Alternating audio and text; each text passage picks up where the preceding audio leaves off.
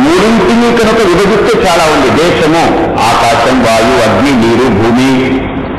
కాలము సూర్యచంద్రాదులు, కాలగతి, ఇవన్నీ ఉన్నాయి. ఇక జీవుడనగానే 84 లక్షల జీవరాశులు. ఆ 84 లక్షల జీవరాశుల్ని 4 తెగల కింద విభజించారు. ఒక్కొక్క తెగకి 21 లక్షలు ఉన్నాయి. అండజం గుడ్డు నుండి బయటకు వచ్చింది 21 లక్షలు. బాతని, కోడి అని, చేప అని, ఇటువంటివన్నీ మొసళ్ళు కానీ ఈ తాబేళ్లు కానివ్వండి, చాలా జంతుజాలంలో గుడ్డు నుంచి వచ్చినవి 21 లక్షల జాతులు ఉన్నాయి. ఎంత వాళ్ళు ఎంక్వైరీ చేస్తున్నా కొత్త కొత్త జీవి పుడుతుంది. కానీ ఒకటి గుర్తుపెట్టుకోండి, వాళ్ళు ఎన్ని రకాల జీవరాశులను కలిపెట్టినా 83,99,099 వరకే వాళ్ళు వెళతారు. ఎందుకని 84 లక్షలు వాడే మనిషి. 84 లక్షలు దాటి ఇంకొకటి కనుక్కోమనండి, తెచ్చినా కనుక్కోలేదు. ఇది ఆల్రెడీ అనాదిగా మన శాస్త్రాలు రాసి పెట్టేశారు. ఈ 84 లక్షల జీవరాశుల్ని 4 తెగలుగా విభజించి అండజం గుడ్డు నుంచి వచ్చింది, బోనాపేట్. స్వేదజం అంటే నాచు నుంచి, పాచి నుంచి, చెమట నుండి, తడి నుండి, చెమ్మ నుండి పుట్టుకొచ్చినటువంటి బ్యాక్టీరియా, ఫంగస్, వైరస్, అవి ఇవి రకరకాలు, అవి 21 లక్షలు. ఇకపోతే ఉద్బీజం అంటే బీజాన్ని చీల్చుకుంటూ వచ్చినటువంటి చెట్లు, తీగలు, లతలు, కందమూలాలు ఇవన్నీ కూడా. జరాయుజం తల్లి గర్భాన్ని చీల్చుకుంటూ వచ్చింది. పులి, ఏనుగు, కుక్క, పంది, ఆవు, దాని జాతిలోనే మనిషి. అయితే ఈ జీవరాశులన్నిటికీ పోగుపెట్టి ఇందులో శ్రేష్టమైన జీవి ఏమిటి అని ఎంచుకోవాలనుకోండి, ఒక్కటే బయటకు వస్తుంది, మనిషి ఒక్కడే. ఎందుకు అనంటే వాడు విటారుగా పెరుగుతాడు, మిగతావన్నీ అడ్డంగా ఉంటుంది. బాగా ఆలోచించండి, ఎందుకు జీవకోటికి మనుషుడు ఎందుకు గొప్పవాడు అని అంటే ఒక్కటే, ఆ జీవభూతాలు మీరు చూస్తే మిగతా పశుపక్షాదులన్నిటికీ కూడా వాటికి పొట్ట పైకుంటాయి, తల కిందకుంటుంది. అంటే తిండి కోసం ఉదయం లేస్తుంది, తిండి వెతుక్కుంటుంది, తింటుంది, నెమరు వేస్తుంది, మలమూత్రయితాడో మూత్రమాది పోస్తుంది, ఆ జత కడుతుంది, పడుకుంటుంది, అంటే మళ్ళీ తిండి కోసం లేస్తుంది. కానీ మనిషి పొట్ట క్రిందకుంటుంది, తల పైకుంటుంది. అంటే వీరికి బ్రతకడం పొట్ట కోసం కాదు, బుద్ధి కోసం బ్రతకడం. అందుకని బుద్ధి మనస్సు నరాశ్రేష్ట, బుద్ధి మనుషులకు ఇవ్వబడ్డది అందుకోసం ఆలోచించడం. ఎందుకు బుద్ధి ఇవ్వబడ్డది మనిషికి అని అంటే, ఈ లోకంలో దైవానికి అతి సమీపవర్తైనటువంటి జీవి ఒక్క మనిషే. చూడండి, నేను దేవుణ్ణి అనగలిగే ఒక్క జీవి లోకంలో ఒక్క మనిషే, ఇంకెవ్వరు. ఇంకా ఏ జీవికైనా భేదం ఉంటుంది, దానికి ఆ బుద్ధి లేదు. ఒక్క మనిషికి, ఒక్క మానవుడికి ఆ బుద్ధి ఉపయోగపడుతుంది. తత్వమసి అయమాత్మా బ్రహ్మ, ప్రజ్ఞానం బ్రహ్మ, అహం బ్రహ్మాస్మి అనగలిగేటువంటి సర్వాత్మ భావన, సర్వజ్ఞత్వ భావన, సర్వేశ్వర భావన, పరిపూర్ణమైనటువంటి ఆ స్థితి పొందగలిగేది ఒక్క మానవ జన్మలో ఉన్నటువంటి మనిషి మాత్రమే, ఇంకెవరికీ సాధ్యం కాదు. అందుకని ఇక్కడ ఈ జీవకోటిని కనుక విభజిస్తే ఇన్ని లక్షలు, ఇన్ని రకాలు, ఇన్ని తెగలు వస్తాయి. కాలాన్ని విభజిస్తే రకరకాల కాలాలు, భూతకాలం, భవిష్యత్ కాలం, వర్తమాన కాలం. దేశాన్ని విభజిస్తే ఆకాశం, వాయువు, అగ్ని, నీరు, భూమి అని అన్ని రకాలు. కానీ దేశంలో అన్ని రకాలు ఉన్నా దాన్ని ఒక్కదానికినే తీసుకొచ్చారు. కాలంలో ఇన్ని రకాలున్నా కాలమని ఒక్కదానికి తీసుకొచ్చారు. జీవకోటిలో ఇన్ని రకాలున్నా జీవుడు అనేటువంటి సబ్జెక్ట్ అనేటువంటి ఒక్కదానికి వచ్చారు. ఒక్కదానికి కిందకు ఒక్క దీనికి తీసుకొచ్చారు. కాబట్టి టైం, స్పేస్ అండ్ సబ్స్టెన్స్, దేశము, కాలము, జీవి. ఈ జీవి ఏం చేస్తున్నాడు అనంటే, జీవి కాలముతో తయారైనటువంటి దేశాన్ని పొందుతున్నాడు. అంటే ఇది దేశమే, ఇది కూడా దేశమే. దీన్ని దేహము అన్నారు, బయటకైతే దేశము అంటున్నాం, అంతే తేడా. దీన్ని దేహము అన్నారు, బయట దాన్ని దేశము అంటున్నాం.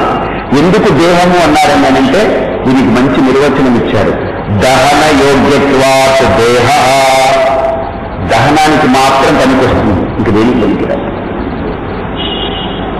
దేనికి పనికొస్తుంది చెప్పండి? దేనికి దేహం పనికొస్తుంది చెప్పండి? దహన యోగ్యత్వా దేహ. బ్రతికున్నంత వరకు ఎవరికో ఉపయోగపడతాం, ఏదో అది ఇది ఏదో చేస్తాం, దానమో మంచో చెడో చేస్తాం. శరీరం ఉన్నంత వరకు ఉపయోగపడుతుంది. పోయిందనుకోండి దేనికి ఉపయోగపడుతుంది? ఇది దేనికి ఉపయోగపడదు. దహన యోగ్యత్వ. లేదు లేదని ఇంకొక జీవి తీసుకొని తినడానికి పనిచేస్తుంది. అలా పడేస్తే ఏ పురుగులో లేకపోతే క్రిమిలో అవన్నీ చేరి హరించేసి దేహాన్ని తినేస్తుంది, లేదా సంస్కారవంతంగా కాల్చేస్తే బూడిదవుతుంది. అంతే. ఇది రెండింటికీ ఉపయోగం. ఇది మూడో ఉపయోగం చెప్పండి ఏమన్నా? ఇంకా మూడో ఉపయోగం అంటే ఏంటంటే శుభ్రంగా ఎక్కడైనా పాతి పెట్టి దాని మీద ఒక చెట్టు పెడితే ఆ చెట్టు శుభ్రంగా దీన్ని తిని ఆ చెట్టు రూపంలో బతుకుతారన్నమాట. ఇంతే కానీ ఇంకా వేరే ఉపయోగం ఏం లేదు ఇది. కాబట్టి దీన్ని దేహము అన్నారు.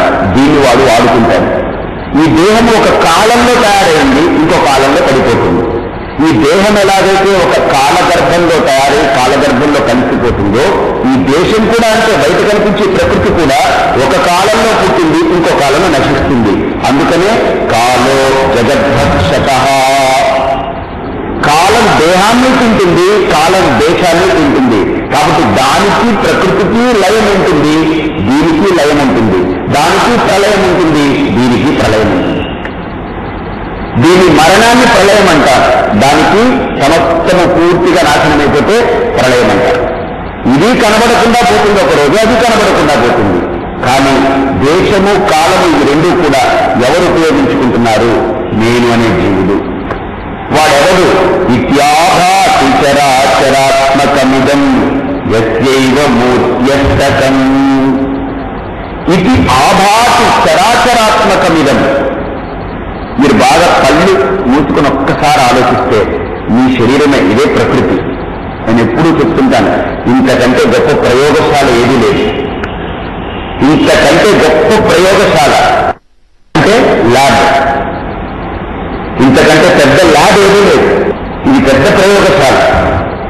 దీన్ని కనుక మీరు చూడడం మొదలు పెడితే ఇందులో ప్రతి అణువు, ప్రతి పిండము, ప్రతి అవయవము లోపల అలాగా పనిచేస్తూ ఉంటుంది. అలా పనిచేస్తూ ఉంటుంది. పని చెయ్యని అవయవం ఏదైనా లోపల ఉండిపోయింది అనుకోండి, అది ఉండడానికి ఇష్టపడదు. మనం ఎలాగైతే ఇంట్లో పని పాటు లేకుండా ఎవరైనా కనిపిస్తే ఏంటి ఆ పని పాటు లేకుండా బయటికి ఏదైనా పని చేసుకో అని ఎలా తరిమేస్తామో, అలాగే శరీరంలో పని చెయ్యని అవయవం ఏదైనా ఉండిపోయింది అనుకోండి, అది ఉంచుకోదు శరీరం, దాన్ని బయటికి నెట్టించేస్తుంది. అది బయటికి నెట్టాలంటే మనకు తెలియాలి కదా, అది బయటికి పడలేదు కదా, అందుకని నొప్పి పెట్టిస్తుంది అనమాట, మనల్ని బాధ పెడుతుంది. అప్పుడు డాక్టర్ గారి దగ్గరికి వెళ్ళి, డాక్టర్ గారు ఏమిటోనండి నొప్పిగా ఉందని అంటారు. డాక్టర్ గారు చూసి ఏదో కిడ్నీ పనిచేయట్లేదు, తీసేద్దాం. లేకపోతే అక్కడ ఏదో ఆ గ్రంథి పనిచేయట్లేదండి, తీసేస్తామని. పని చెయ్యనిది ఇంక ఉంచుకోదు శరీరం, తీసేస్తుంటుంది. ఒకప్పుడు ఈ శరీరమే పనికి రాకుండా పోతుంది. కాబట్టి ఇక్కడ బాగా ఆలోచిస్తే ఇది ఆభాతి చరాచరాత్మకమిదం యస్యైవ మూర్త్యస్తకం. ఈ లోకాన్ని మనం పరిశీలన చేస్తే మళ్ళీ ఈ లోకాన్నంతా కూడా శంకరులు రెండుగా విభజించారు ఆయన. ఒకటి చర ప్రకృతి, రెండు అచర ప్రకృతి. అంటే చరము అనంటే చేతనవంతంగా ఉండే ప్రకృతి, రెండు జడ ప్రకృతి. చేతనవంతంగా ఉండే ప్రకృతి ఏమిటండి? జీవ ప్రకృతి. జడ ప్రకృతి ఏంటండి? స్థూల ప్రకృతి. మరి రెండు ఏమిటండి? ఒకటే. ఎలా? చిచ్చక్తి చేతనారూప జడశక్తి జడాత్మిక. చేతనవంతంగా మనం ఏదైతే అనుకుంటున్నామో జీవుడు అని, ఆ జీవుడు ఎవరు? నేను అనే కల్పన, మనోకల్పన.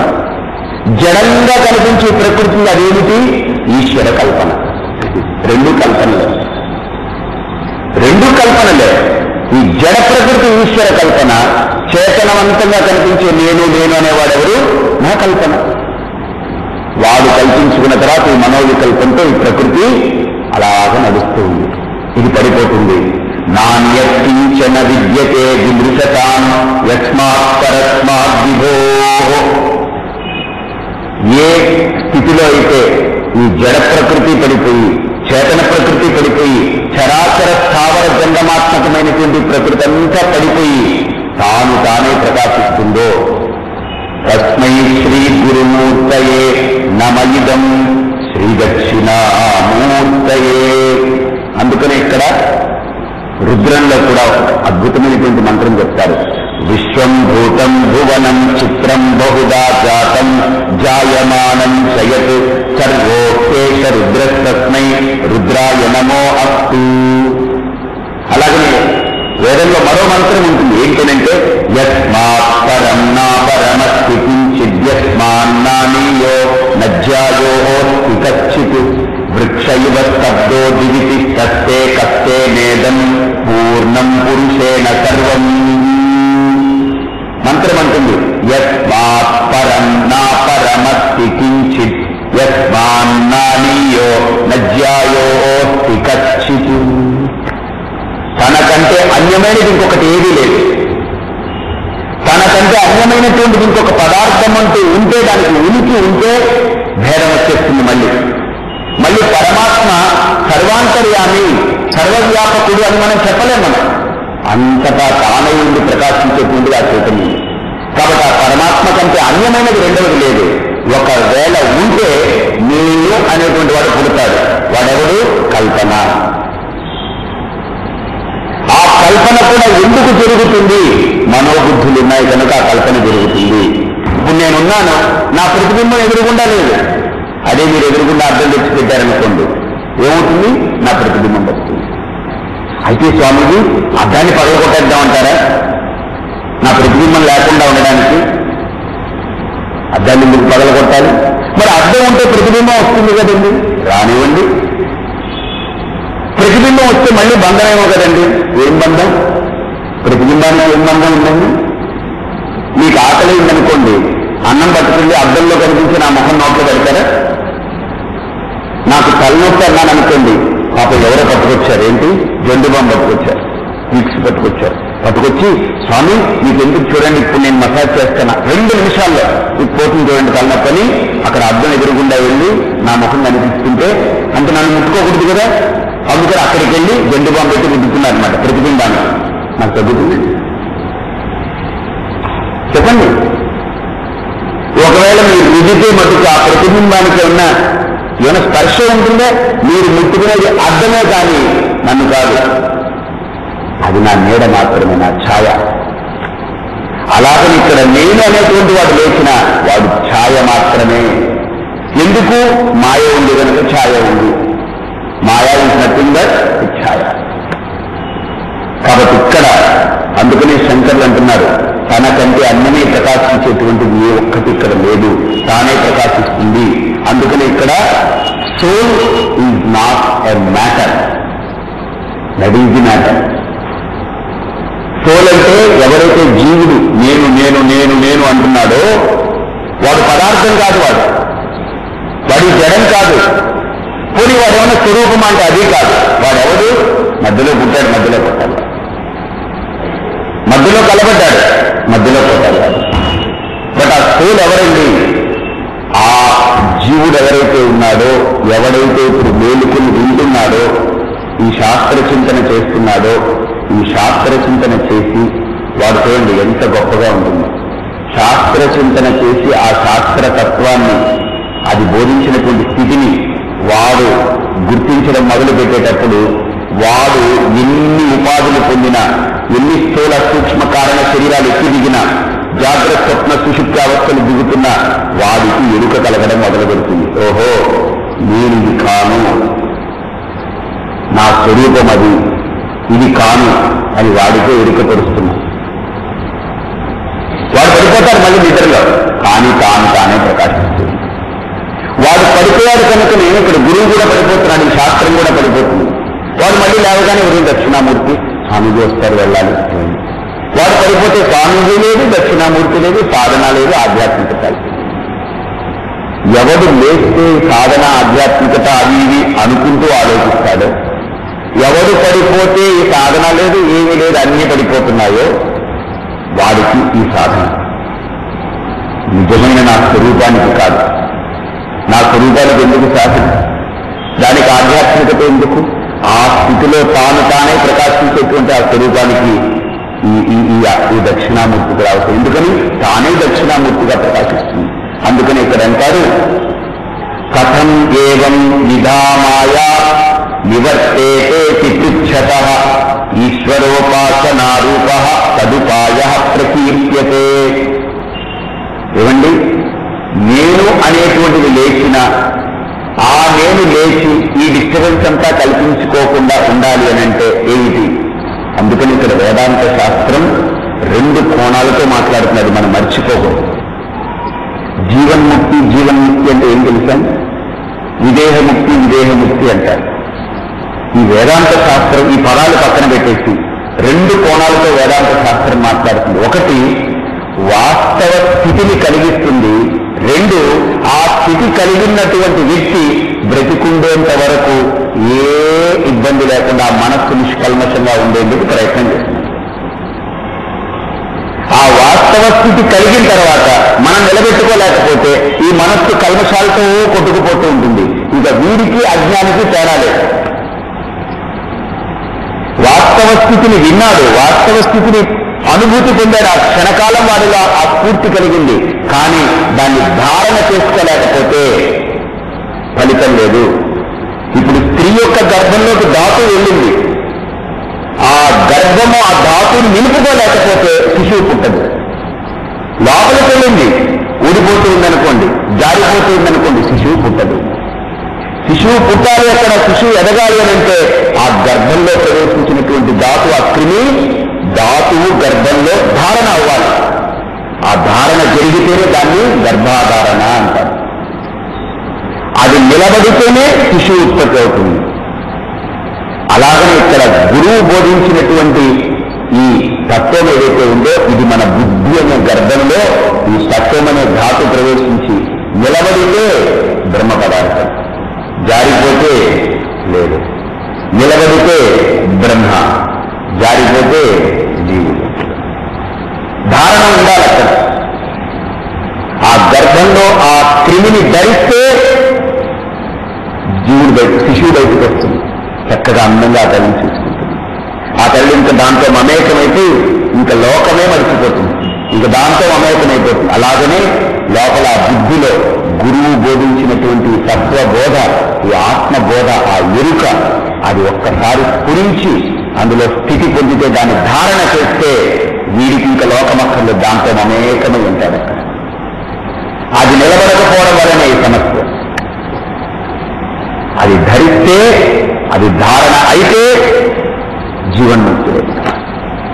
మనకేమవుతుంది? వెళుతుంది, జారిపోతుంది, వెళుతుంది, జారిపోతుంది.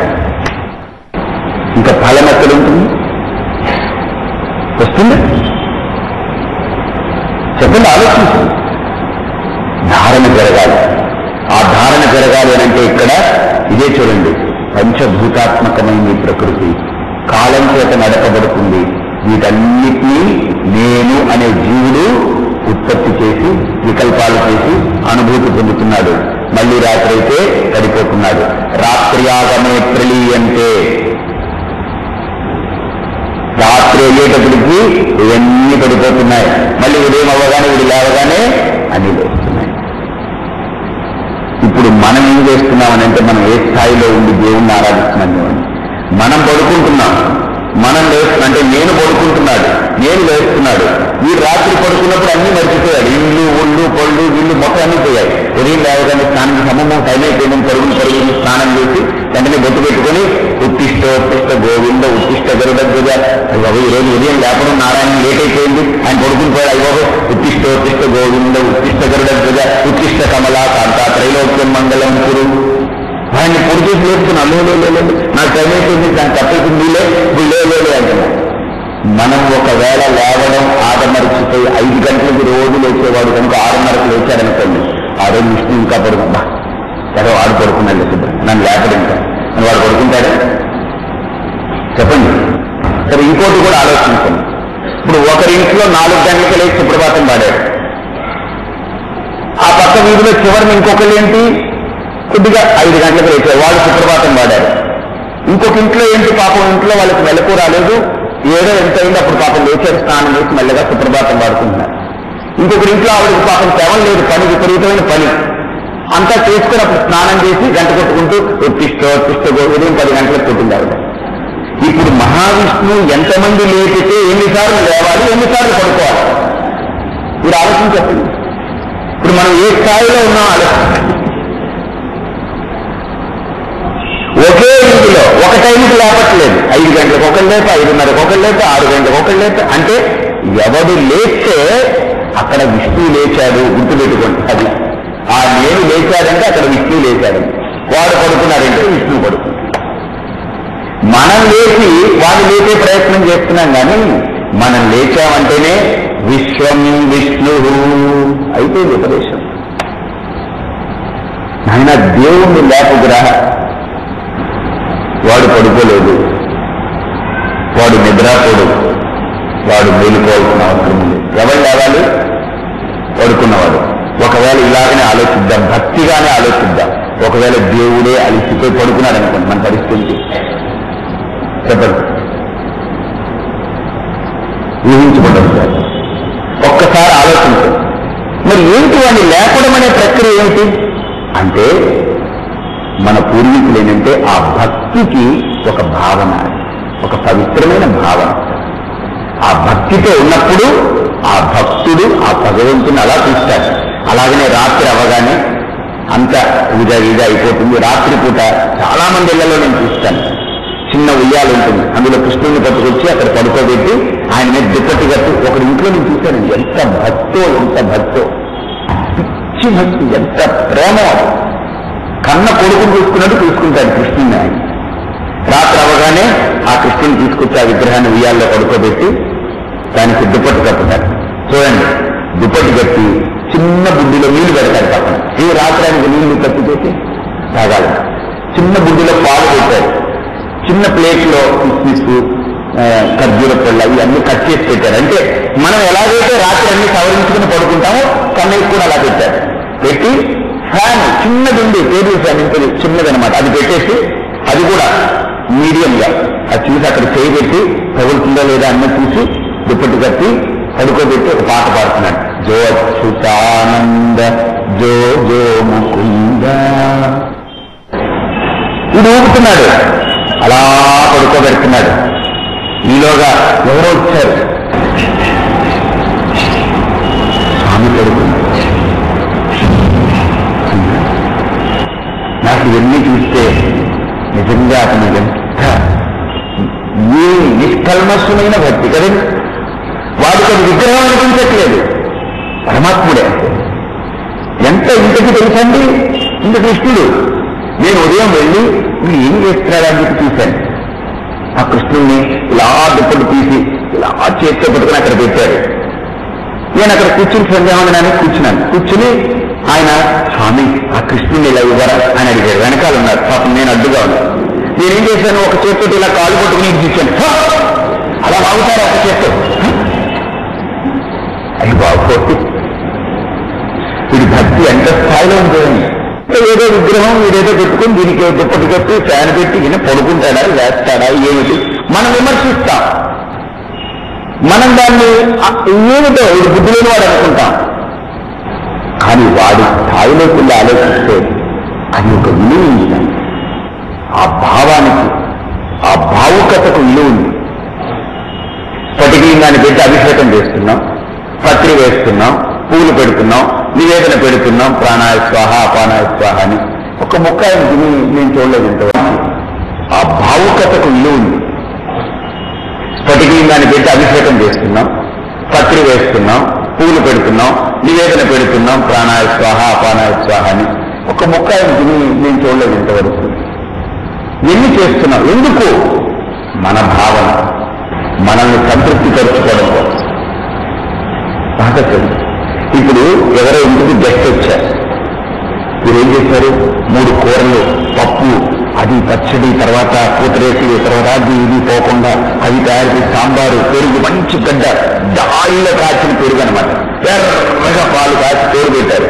అది కట్టెట్టుకుంటున్నా తెగదు, అలాగా జున్ను అన్ని పెట్టి వాళ్ళు కూర్చున్నారు అనమాట. కూర్చుంటే మీరు పెడుతున్నారు, వాళ్ళు అవోయ్ ఇంకొంటి అవోయ్ అంటే కూడా అబ్బబ్బా ఇంకొంటికి వేసుకోండి నేను తినిపించేసి వాళ్ళకి అన్నా కూడా మీరు ఆనందపడిపోతుంటారు. వాడికి అభిషేకం వాడు అభిషేకాలు వాడు పిచ్చెక్కి పడిపోతున్నాడు. బాబు ఇంకా నా వల్ల అవ్వదు, ఇది బయటకు వచ్చేసేలా ఉంది.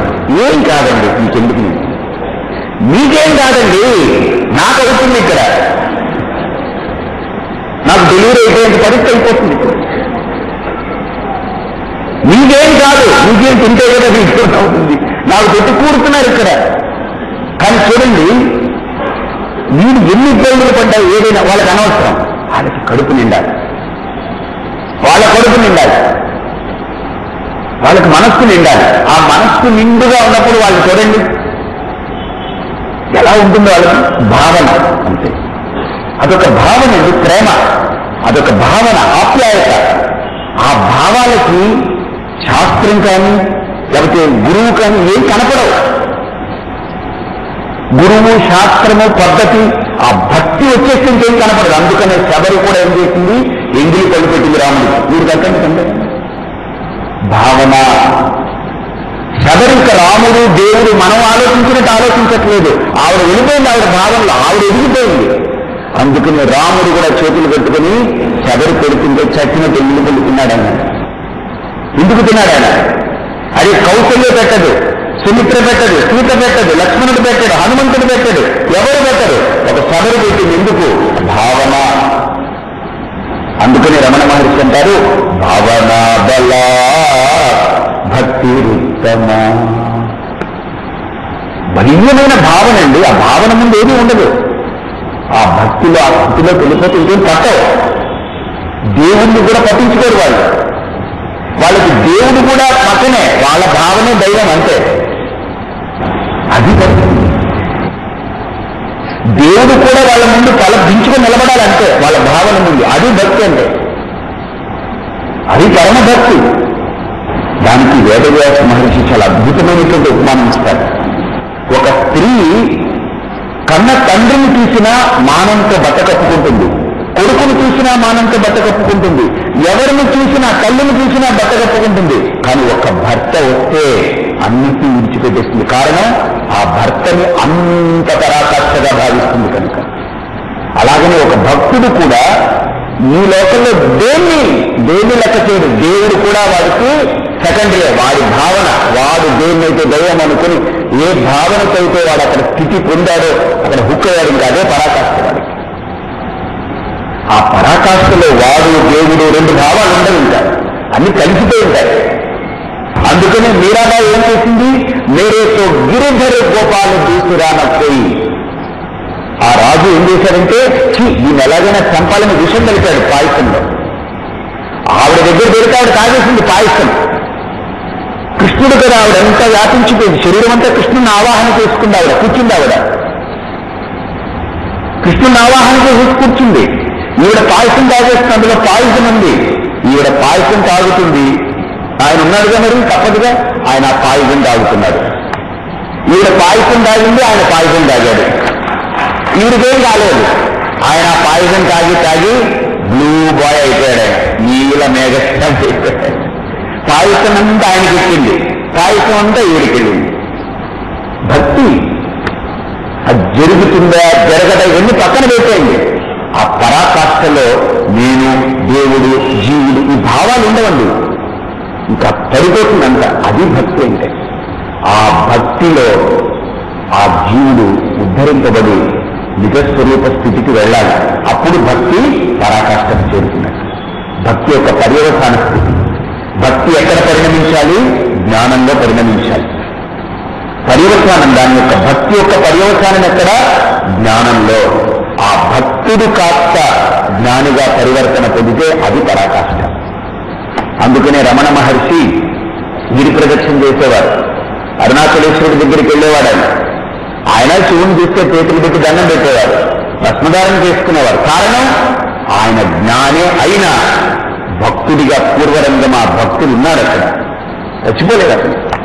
కాబట్టి ఇక్కడ కూడా మనం ఆ నేను అనేటువంటిది మేలుకోగానే, ఆ నేను అనేటువంటి దాన్ని ఈ లోకమంతా అంతటా వ్యాపించి ఉండి సర్వము తానే ప్రకాశించేటువంటి ఆ పరబ్రహ్మ చైతన్యంగా ఆ దక్షిణామూర్తి రూపంగా మీరు చూడడం మొదలు పెడితే ఇది ఉపాసన. ఎవరిని చూసినా దక్షిణామూర్తిగా, ఏ స్త్రీని చూసినా, ఏ పురుషుని చూసినా, ఏ వస్తువుని చూసినా, చెట్టుని చూసినా, దేని చూసినా ఒక దక్షిణామూర్తిగా మనం చూడడం మొదలు పెడితే విద్యాభాతి చరాచరాత్మకమిదం యస్యైవ మూర్త్యస్తకం. ఒకసారి మీకు ఒక చిన్న ఉపమానం చెప్తాను. బసవుడు అని శివభక్తుడు అక్కడ ఉండేవాడు కర్ణాటక. ఆ బసవుడి దగ్గరికి ఒక ఆయన వెళ్ళాడట, పరమశివభక్తుడట ఆయన. ఈ బసవుడు గొప్ప భక్తుడు, ప్రపంచం అంతా చెప్పుకుంటుంది ఇతని గురించి, జీవిత అసలు అంత గొప్ప ఏమిటి అని వెళ్ళాడట. చూడండి భక్తుడి యొక్క స్థితి చూడండి ఎలా ఉంటుందో. ఉపాసకుడు భక్తుడు ఆ పరిపూర్ణ స్థితి. ఈయన వెళ్ళి భక్తుడు శివారాధకుడు వెళ్ళి ఆ బసవుడి దగ్గరికి, బసవయ్య ఈ లోకంలో ఎవరు గొప్ప భక్తుడు అన్నాడు. ఈ లోకంలో ఎవరు గొప్ప భక్తుడు అన్నాడట.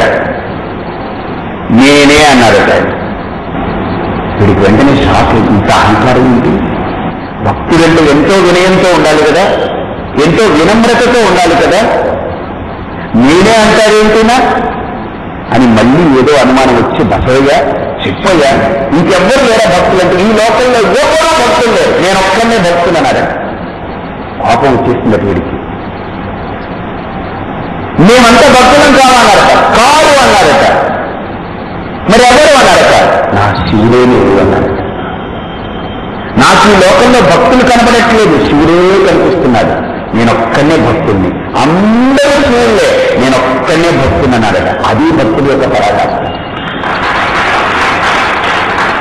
ఇంకొక భక్తుడు ఉన్నాడు అని అంటే వాడిలో నేను భక్తున్నే చూస్తున్నాను కానీ శివుణ్ణి చూడట్లేదు, కాబట్టి నా భక్తి పరిచ్ఛిన్నమైందే. నేను నా శివుణ్ణి అంతటా చూడగలిగితే దృష్టి జ్ఞానమయం కృత్వా పశే బ్రహ్మమయం జగత్. నేను అంతటా నా దైవాన్ని చూడడం మొదలు పెడితే నేను ఎవరిని ద్వేషిస్తాను, ఎవరిని కోపగించుకుంటాను, ఎవరిని తిరస్కరిస్తాను, ఎవరిని హింసిస్తాను, ఎవరిని చిత్కరిస్తాను చెప్పండి. సర్వంలో నా పరమాత్మని చూసుకోగలిగి అది భక్తి యొక్క పరాకాష్ఠ తీసుకెళ్తుంది. ఇక్కడ అదే దక్షిణామూర్తి స్తోత్రంలో ఆయన అంటూ కనీసం ఆ స్థితిని పొందడానికి విఫలమవుతున్నప్పుడు మీలో ఆ ఉపాసన పెరిగితే, దీన్ని చూసిన దక్షిణామూర్తి స్వరూపంగా చూడడం మొదలు పెడితే ఆ ఉపాసన ఫలంతో నువ్వు ఒక స్థితిని పొందుతావయ్యా. నీ మనస్సులో ఉండే మాలిన్యం మెల్లగా పోతుంది, ఆ స్థితి నీకు అలవడుతుంది. అలా అలవడినప్పుడు ఎలా ఉంటుంది? సర్వాత్మత్వమితి చెప్పండి. స్ఫుటీకృతమిదం యస్మాదముష్మింతవే తేనాస్యశ్రవణాత్ తదర్థమననాత్ ధ్యానాచ్చ సంకీర్తనాత్ సర్వాత్మత్వమహా విభూతి సహితం స్యాత్ ఈశ్వరత్వం స్వతః సిద్ధ్యేతత్ పునరర్థదా పరిణతం చ ఐశ్వర్యమవ్యాహతం. ఎంత క్లీన్ స్టేట్మెంట్, ఎంత ఒక గొప్ప స్టేట్మెంట్ చూడండి. చిట్ట చివరిగా 10వ శ్లోకంలో ఆయన దక్షిణామూర్తి స్తోత్రాన్ని వైండప్ చేస్తూ, ఏ స్థితిలో అయితే సాధకుడు తన స్వరూపాన్ని ధారణ చేసే సమయంలో విఫలమవుతున్నాడో, ఆ విఫలం ఎందువల్ల జరుగుతుందంటే మనస్సులో ఇంకా పరిపక్వత, పరిమితి, ఈశ్వరానుగ్రహం లేదు. అందువల్ల ఇంకా ఏదో కొంత అడ్డుపడుతుంది. కమండలం ఉంటుంది, పూర్వం రోజుల్లో చూడండి, నీళ్లు పోసేవారు. నీళ్లు కమండలంలో ఉంది, కమండలాన్ని ఉంచాము, నీళ్లు పడట్లేదు. కారణం ఏంటి? మధ్యలో పుల్ల ఏదో అడ్డు, మధ్యలో అడ్డు ఏదో ఉంది, అందుకనే పడట్లేదు. ఇప్పటికీ నెయ్యి పాత్రలు ఉంటాయి చాలా మందిలలో, అంటే కమండలంలా ఉంటుంది, అందులో నెయ్యి ఉంటుంది, కరిగించి నెయ్యి పోస్తారు. వడ్డించేటప్పుడు పోస్తుంటే పడదు, ఎందుకంటే మధ్యలో ఏదో అడ్డు ఉంటుంది. మనం ఏం చేస్తామండి? ఏం చేస్తాం? అగ్ని తొలగిస్తే మళ్ళీ ధార పడుతుంది. అందుకనే రమణ మహర్షి కూడా అంటారు, ఆద్యధారగా శ్రోతసా సర్వం సరళ చింతనం విరళ తత్పరం భేదభావన సోహమిత్యసౌ భావనాభిగా పారమీమత. ఇంత బాగుంటారు. అయితే ఇక్కడ ఆ ఆజ్యాన్ని మనం పోసుకున్నప్పుడు పాత్రలో అడ్డు ఏదైతే ఉందో ఆ అడ్డుని తప్పిస్తే చాలు, మళ్ళీ ఆ ఆజ్యధార హాయిగా వెళుతూ ఉంటుంది, చక్కగా పులవలు పడుతూ ఉంటుంది. ఆ అడ్డు ఏదో ఉంది. నేను గురువు సన్నిధిలో కూర్చుని శ్రవణం చేసినా మననం చేస్తున్నా ఆ స్థితిని నేను గురువు సన్నిధిలో పొందగలిగానే కానీ మళ్ళీ నాకు అది కలగట్లేదు, అది ధారణ చేయలేకపోతున్నాను, దాన్ని ఉంచుకోలేకపోతున్నాను, ఆ స్థితిలో నేను నిలబడలేకపోతున్నాను అంటే ఏదో అడ్డుంది, దోషముంది, మాలిన్యం ఉంది. ఏమిటా మాలిన్యము? అదే అనేక జన్మల సంస్కారంతో కూడుకున్నటువంటి మాలిన్యం. అది పోవాలంటే ఏం చేయాలి? ఈశ్వరానుగ్రహం. ఈశ్వరానుగ్రహం ఒక్కటే దాని. ఆ సమిష్టి పురుషాహంకారం ఏదైతే ఉందో ఆ పరమాత్మ అనుగ్రహం. అందుకనే మన వాళ్ళు ఈ విగ్రహారాధన పెట్టినా, ఉపాసన పెట్టినా, దేవాలయాలకు వెళ్ళండి, క్షేత్రాలకు వెళ్ళండి ఎందుకన్నారు అనంటే ఆ మాలిన్యాన్ని తొలగించుకోవడం కోసమే అవన్నీ పెట్టారు. గుడికి వెళ్ళకండి, గుడిలో దేవుడున్నాడా, అక్కడుండేది రాయే, నీ బుద్ధిలో రాయే, అక్కడుండేది రాయే, ఏమిటి నీ చూసేది? గుడిలో ఏముంది? దేవుడు గుడిలో ఏముంది? ఆ దేవుడు అంటే రాయ. బుద్ధి ఉండాలండి. దేనిలో మనం ఖండిస్తున్నామంటే ఆలోచించి ఖండించండి. ఓ విగ్రహాన్ని దేవుడు కాదంటాడు, కానీ పూజించేవాడు బుద్ధి లేనివాడు అంటారు. దేవాలయానికి వెళితే బుద్ధి లేని వాళ్ళు అంటారు. వీడు చాలా బుద్ధి గలవాడు, వీడు బుద్ధిమంతుడు. చెప్తాను, భారతదేశం అంటే జెండా పట్టుకొని చూపిస్తాడు. ఈ జెండాలో దేశం ఉందా? లేదు. ఎందుకు తెచ్చావు ఇది? ఎందుకు తెచ్చావు అంటే భారతదేశాన్ని చాలేను కదండి, అందుకు తెచ్చాం. అలాగనే సర్వాంతర్యామిని నీకు చాలేను కదా, అందుకే తెచ్చాం. దేశం భారతదేశం ఏది అని అంటే అదిగో అదే చూపిస్తాడు. భారతదేశం అంటే అన్ని జెండాలు వెళ్తుంటే అన్ని దేశాలు, అదిగో భారతదేశం వెళ్తుందని అంటాడు. భారతదేశం వెళ్ళిపోతుంది ఎక్కడికన్నా. అలా కాదండి. ఇప్పుడు కామన్వెల్త్ గేమ్స్ స్టార్ట్ అవుతుంది చూడండి, అన్ని దేశాల జెండాలు పట్టుకుని వెళ్తుంటారు. చైనా వెళ్తుంది, జపాన్ వెళ్తుంది, అమెరికా వెళ్తుంది, శ్రీలంక వెళ్తుంది, పాకిస్తాన్ వెళ్తుంది, ఆఫ్ఘనిస్తాన్ వెళ్తుంది, ఆఫ్ఘాన్ వెళ్తుంది, అది వెళ్తుందని అంటారు. ఆఖరికి భారతదేశం వెళ్తుందని అంటారు. భారతదేశంలోనే ఉంటారు, ఢిల్లీలోనే. కామన్వెల్త్ గేమ్స్ ఢిల్లీలోనే జరుగుతాయి. భారతదేశం వెళ్తుందంటారు. భారతదేశం ఎక్కడికి వెళ్తుంది? భారతదేశం వెళ్ళట్లేదు, భారతదేశానికి గుర్తుగా పట్టుకున్న జెండా కదులుతుంది. మరేం భారతదేశం కదలదా? అయ్యో దేశాన్ని ఎక్కడ తీసుకురాగలవండి, దేశం ఎక్కడ కదులుతుందండి? అలాగనే సర్వాంతర్యామైన పరమాత్ముని చూపించలేము, కదపలేము, మెదపలేము. కానీ వాడికి గుర్తుగా ఒక విషయాన్ని పెట్టుకుని ఆరాధించుకో, నష్టం. ఎంతవరకు? ఎదిగేదాకా. ఆ ఎదుగుదల వస్తే మనం ఏం చేయక్కర్లేదు. గురువారు కమివ బంధనాత్ మృత్యో ముక్షీయమామృత. పండిందనుకోండి ఒక పండు చెట్టుకి, ఇంకా ఆ చెట్టుకి ఆ పండు బాగా పక్వమైపోతే చెట్టు ఉంచుకోదు, పండు ఉండాలనుకో పడిపోతుంది. ఆ పడిపోయే దశ వచ్చేటప్పటికి ఆ పండు రాలిపోతుంది. అలాగనే ఈ పండు కూడా పండిందనంటే ఇవన్నీ రాలిపోతాయి. ఇందులో కూడా పరిపక్వత రావాలి. ఆ పరిపక్వత వచ్చేంత వరకు మన పూర్వీకులు మనకు ఆరాధన, జపము, పూజ, దేవాలయం, చింతన, సత్సంగం, ధ్యానం ఇవన్నీ ఎందుకు పెట్టారు? పరిపక్వత కోసం, పరిమితి కోసం, ఒక ఎదుగుదల కోసం.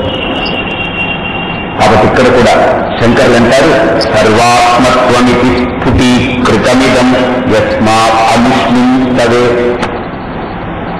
ఎవరిలో అయితే సర్వాత్మత్వ భావన అంటే నేను ఈ శరీరంలోనే ప్రకాశిస్తున్నానని కాకుండా అంతటా నుండి విడికృతమై ఉన్నాను. స్వామిజీ ఇక్కడ ఒక అనుమానం వస్తుందండి. ఏంటంటే నేను మగాన్ని కదండి, ఆవిడ ఆడావిడ, ఆవిడ ఆత్మ వేరు నా ఆత్మ వేరు కదండి. ఇంకా కుక్క ఆత్మ వేరు ఏనుగు ఆత్మ వేరు కదండి. ఇంకా చెట్టు ఆత్మ వేరు మొక్క ఆత్మ వేరు కదండి.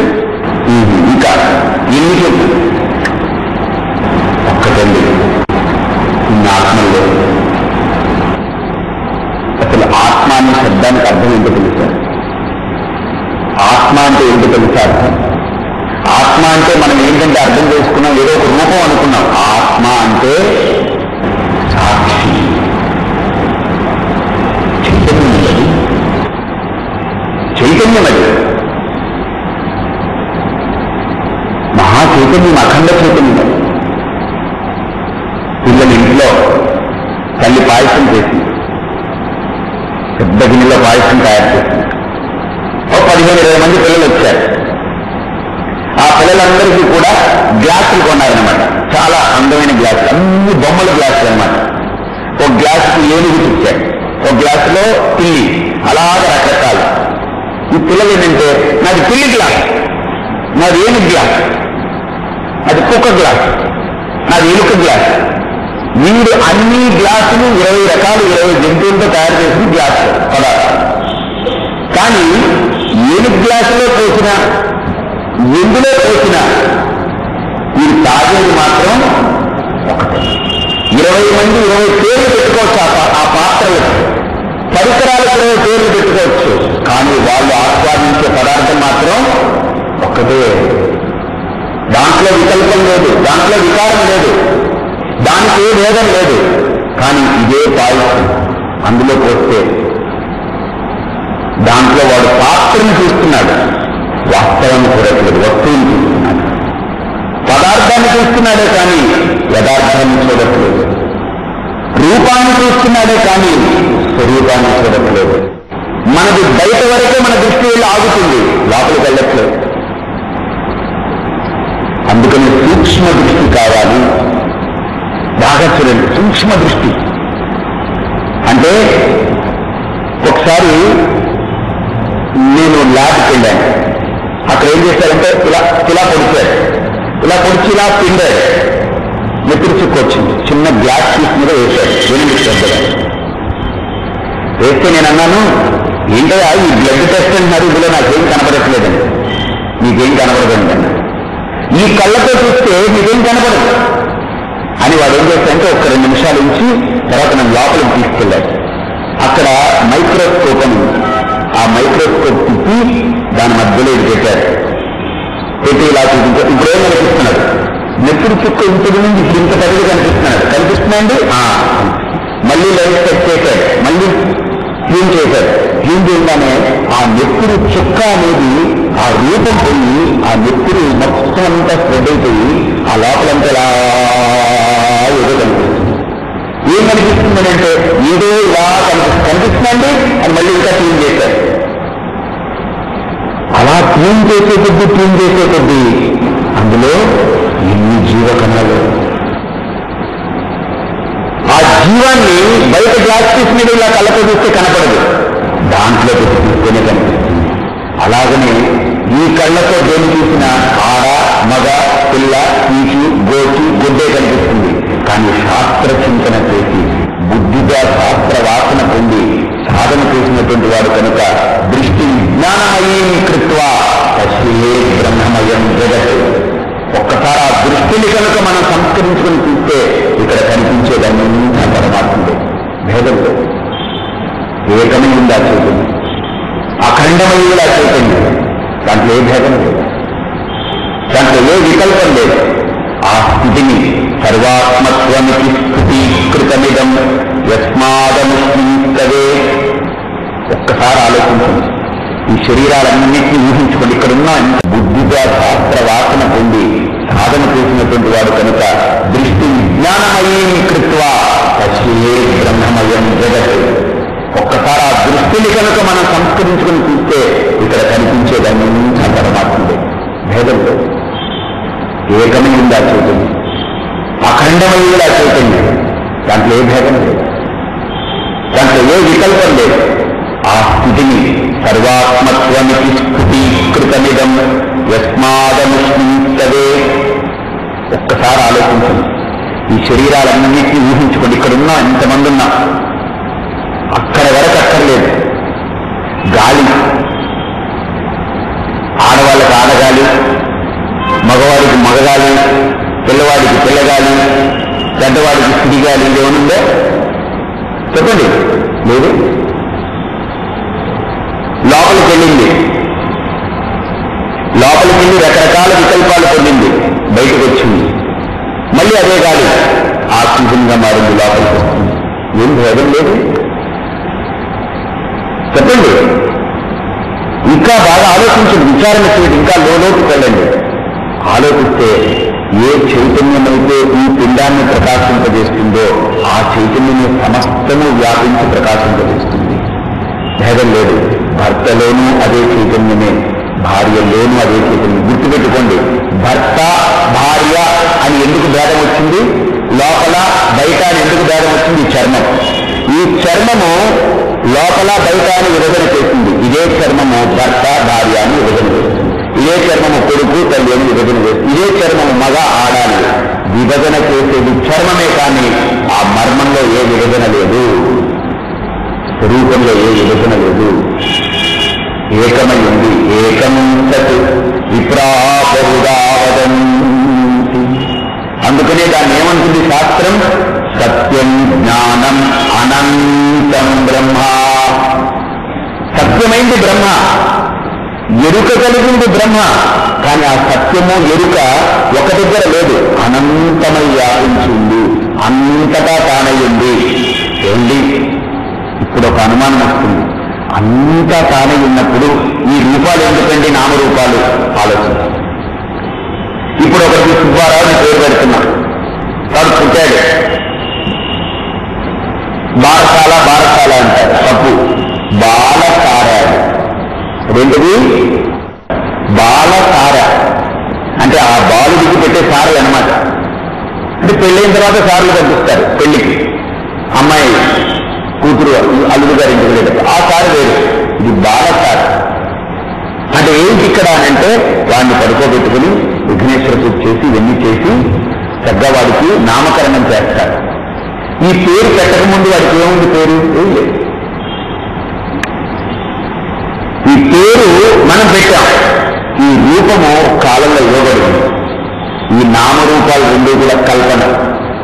ఈ నామరూపాలు పేరు లేకపోయినా వాడు ఉన్నాడా లేదా? ఏం పేరు పెట్టారు? ఇంకా పెట్టలేదండి. ఇప్పుడు వాడిని పేరు పెట్టలేదు కనుక వాళ్ళు లేదంటామా?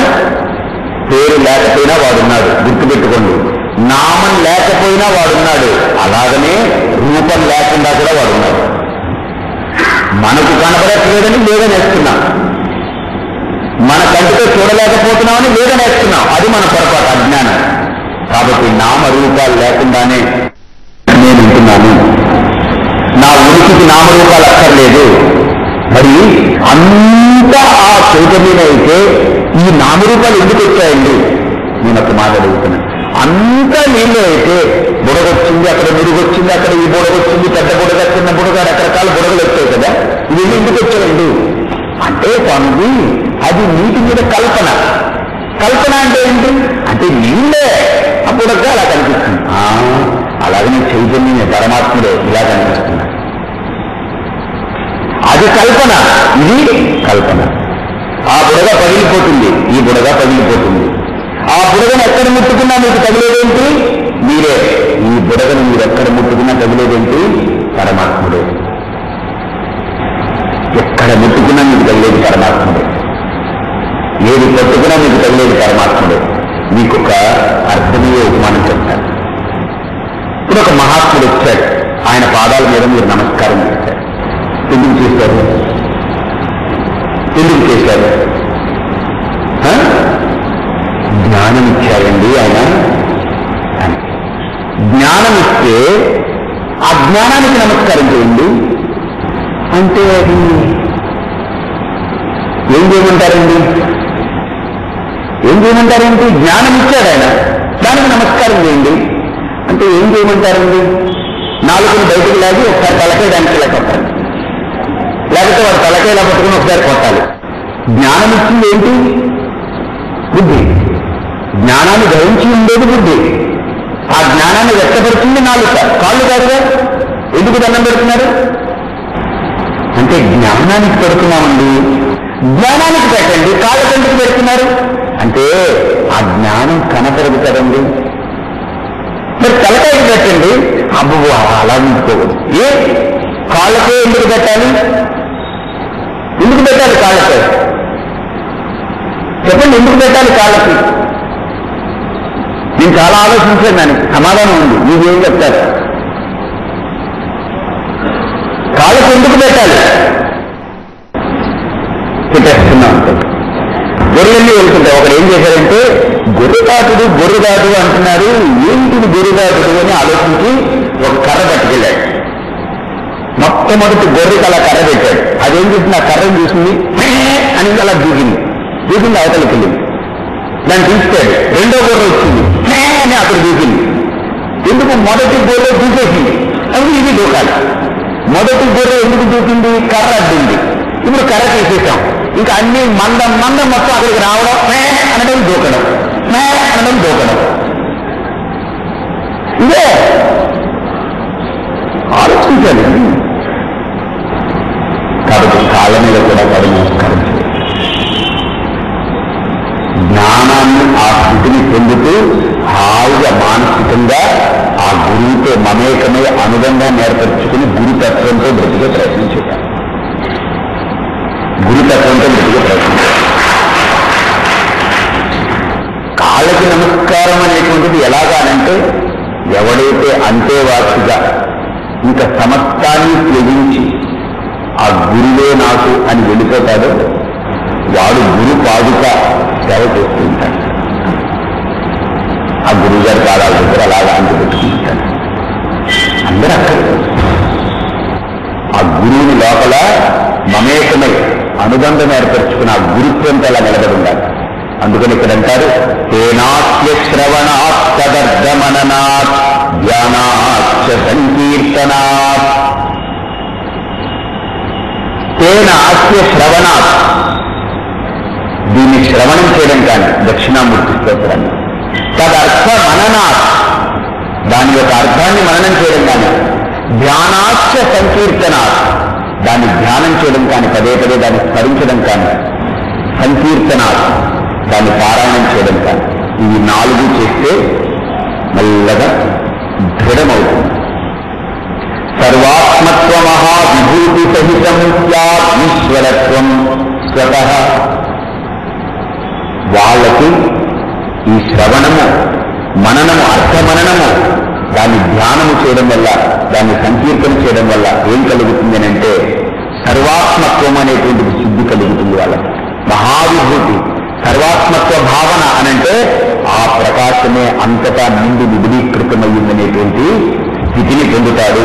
మాలిన్యం తొలగి లోపల ధారణ చేసి ఆ జ్ఞానాన్ని గురువు అనుగ్రహంతో, దక్షిణామూర్తి అనుగ్రహంతో వాడు ఆ పరాకాష్ఠకు చేరుతాడు. వాడు ఈశ్వరత్వం స్వతః, ఆ ఐశ్వర్యాన్ని పొందుతాడు. ఏమిటి ఐశ్వర్యం? సిద్ధేతత్ పునరస్తదా పరిణతంచ ఐశ్వర్యమవ్యాహతం. సిద్ధి ఏతత్, అష్టదా సిద్ధి.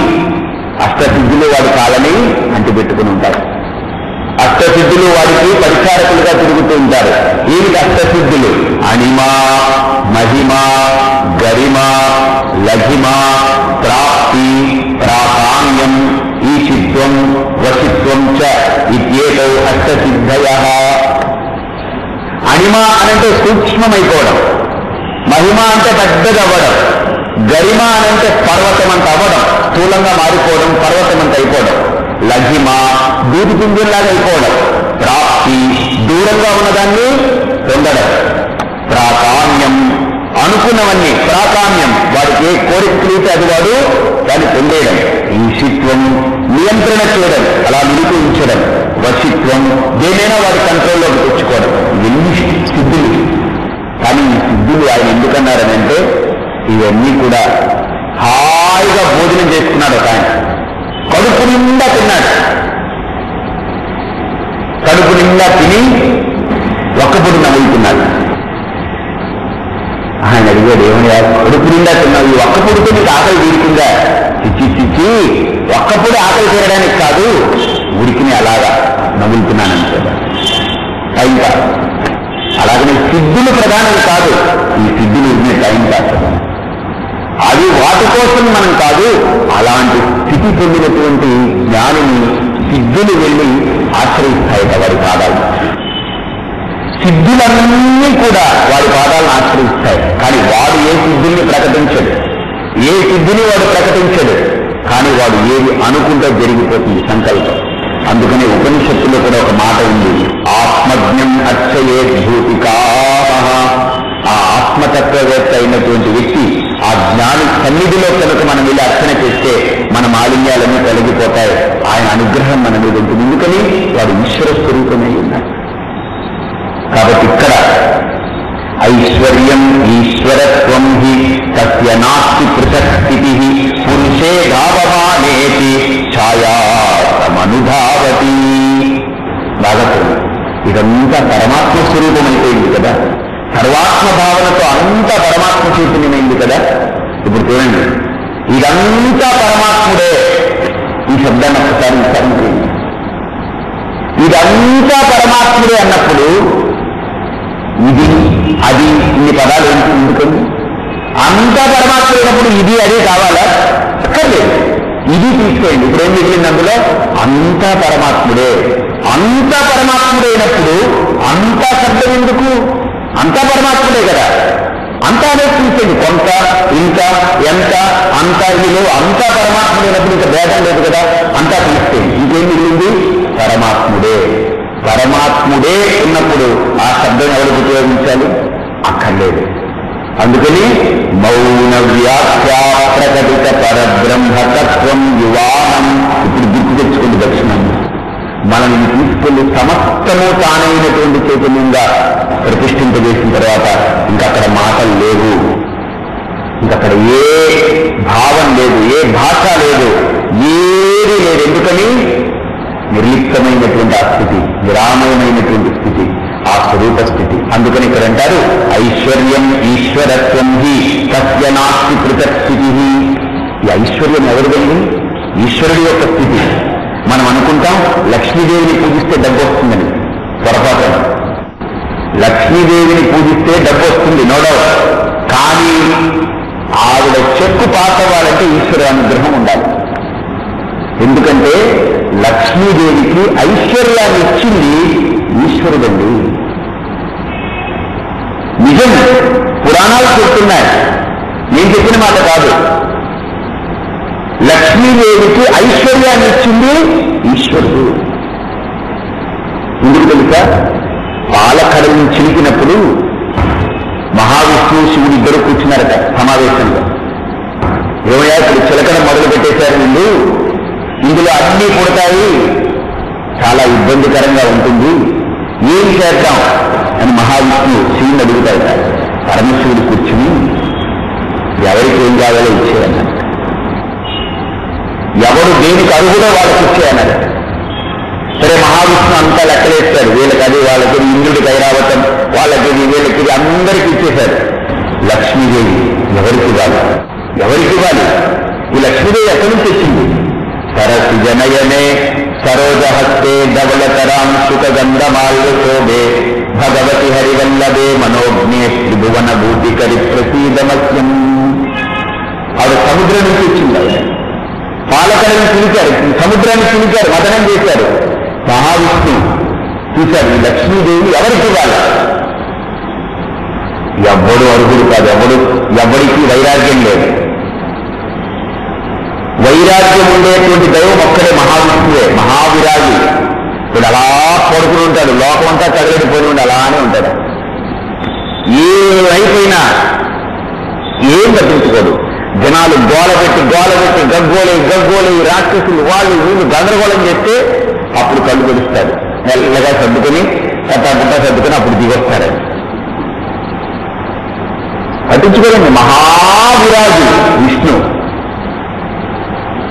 ఇది శివుడంటే విరాజుని కాదు, ఆయన అన్నిటికీ బాబాయ్ యోగిరాజు.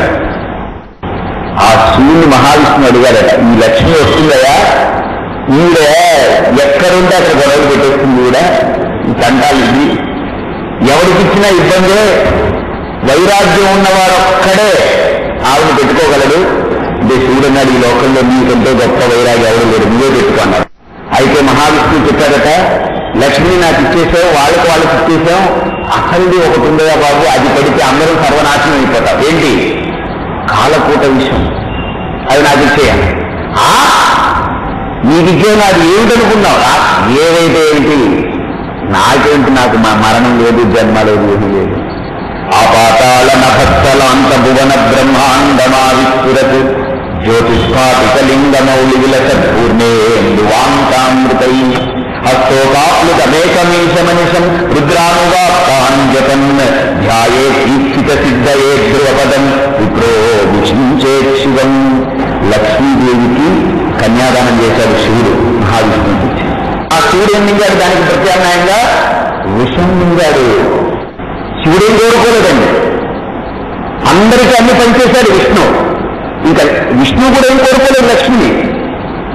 అసలు అతనికి ఇష్టమే లేదు, అసలు వద్దనే వద్దానికి ఆయనకు ఎందుకుంది విష్ణు, విష్ణువుకి ఎందుకు లక్ష్మి? శివుడికి విష్ణువుకి ఏం అక్కర్లేదు, వాళ్ళిద్దరూ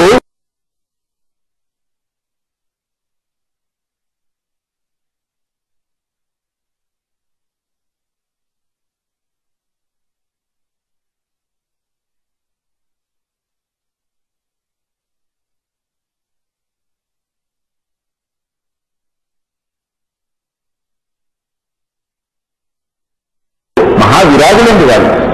వాళ్ళంత వైరాగ్యం ఎక్కడ ఎవరికీ లేదు. ఏమీ లేకుండా ఉంటాడు, చూసాను వాడు ఎంత హాయిగా ఉంటాడో. మీరు ఏం అక్కర్లేదు, ఎవరినైనా మీరు కొంప ముంచాలి అని ఎందుకుంటాడా? 99,000 చేస్తే 1,00,000. ఈ 1,00,000 అయితే ఊరుకుంటాడా? 99 లక్షలైతే 1 కోటి. ఈ కోటి అయితే ఊరుకుంటాడా? అక్కడ పొలాలు, ఇక్కడ సైట్లు, అక్కడ బిల్డింగ్లు, అక్కడ అది, ఇక్కడ ఇది, ఆ ఊర్లో, ఈ ఊర్లో. ఈ ఊరుకుంటాడా? ఈ దేశంలో, ఆ దేశంలో. ఇంక ఊరుకుంటాడా? దాన్ని కొనాలి, దీన్ని కొనాలి. ఆఖరికి అన్నీ పెరుగుతాయి. వీడు దాని మధ్యలో కూడా సమాధవుతాడు. ఏమీ లేదనుకున్నాడు, ఏముండదు, బలాదుడు హాయిగా ఉంటాడు, శుభ్రంగా భోజనం చేస్తాడు, పడుకుంటాడు, టైంకి భోజనం చేస్తాడు, టైంకి పడుకుంటాడు. ఏమీ ఏం కాదు, అన్నీ ఉన్నవాడికి ఏమి ఉండదు. క్యారియర్ ఉదయాన్నే 8 గంటలకు కుక్కర్లో పెట్టి వండి పాపం పంపుతుంది, క్యారియర్లో పంపిస్తుంది. వాడు క్యారియర్ ఓపెన్ చేసుకునేటప్పటికి మధ్యాహ్నం 3 ఇంత పోతుందంట. కానీ అదే ఈ డైలీ వేజెస్ చూసారండి, వాళ్ళు ఏం చేస్తారు, కరెక్ట్గా టైంకి సైరన్ కొట్టగానే వెళ్ళి వేడిగా అన్నం తింటారు, అన్ని చేస్తారు. ఏమీ లేని వాడు ఉన్నంత హాయిగా అన్నీ ఉన్నవాడు ఉండలేడు. కాబట్టి ఇక్కడ ఆ పరమశివుడు అన్నిటినీ ఇచ్చి లక్ష్మీదేవిని ఎవరికి ఇవ్వాలని ఆలోచిస్తుంటే మహావిష్ణువు యోగ్యుడని తెలిసి ఆయన ఇచ్చేశారు. నువ్వు ఉంచుకోవా, ఎందుకని నీవు వాడుకో, నువ్వు పట్టించుకో, నీ దగ్గరే ఉండాలి. ఆ లక్ష్మీదేవికి